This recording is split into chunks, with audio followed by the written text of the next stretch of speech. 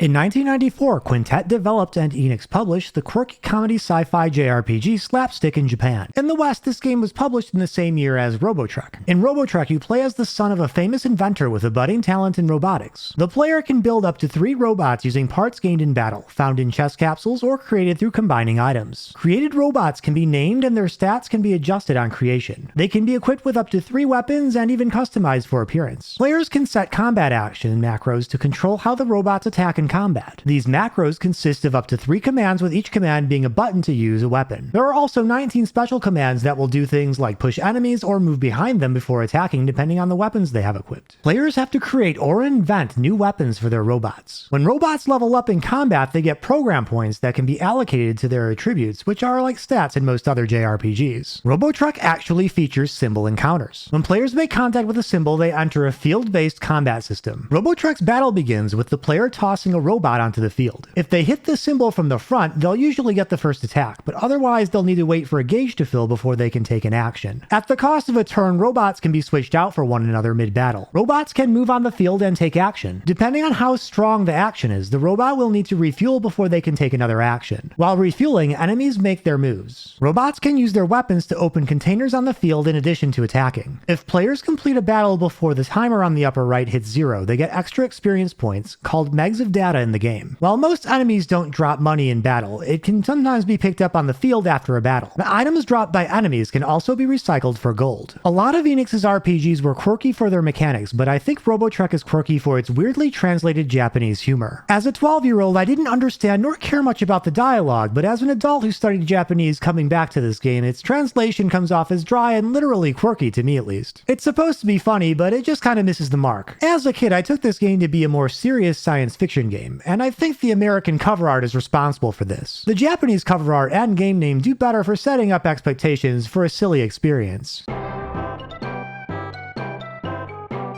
Robotrek's sound effects and music do appropriately paint the picture of a lighthearted adventure that doesn't take itself too seriously. The music was composed by Ayako Yoda and produced by Yuzo Koshiro as part of Ancient Corp. The game's world map reminds me a lot of Super Mario World's Connect the Dots overworld map. The game takes place on the planet Quintenix, which was called Paradise Star in Japanese. A group called the Hackers, led by Blackmore, start an uprising and disturb the peace of Rococo and nearby locations. The Hackers want to find the protagonist's father, Dr. Akihabara, to further their sinister goals, and events proceed from there. The story itself is serviceable, but nothing too memorable. There are some amusing things you can do in the game. I think the interactions between Rose and the mayor in particular are pretty funny. The game's weapon and weapon upgrade system are fun for a game made in 1994, even if the trial and error process is very dated. Players do have a lot of freedom in how they allocate program points when they level up their robots. Robotrek was designed to be a game to appeal to younger audiences, which was perfect for me as I was only 12 at the time this game released in the West. That's probably also the reason this game is one of my more fond Enix RPG memories, despite the game selling only 45,000 copies in Japan and 20,000 copies in the West, and getting very little publicity even in its time. I happen to be a proud owner of one of those original 20,000 copies Enix sold in the West. Relative to Enix's other SNES RPGs of the time, I'd place this one a tier below the Soul Blazer trilogy and ActRaiser, which were also developed by Quintet. I'd say it's at around the level of Lennis 2, but even in its time the game didn't stand out among its strongest competition, Earthbound and Final Fantasy VI, which are both RPGs many people, including myself, would still put on their best ever lists. Unfortunately, Robotrek's poor sales probably influenced Enix's decision to stop publishing games outside of Japan after late 1995. Relative to the hundreds of thousands of copies ActRaiser and the Soul Blazer trilogy had sold, Robotrek was a critical failure, and probably a massive blow to the morale of Quintet, who was on a tear with the sales and word of mouth from all their other prior worldwide releases. Quintet as a company has an amazing history that ties back to Nihon Falcom in the 1980s, but that's a topic for another video I'm excited to make in the future. Thank you for watching, and I'll see you next time.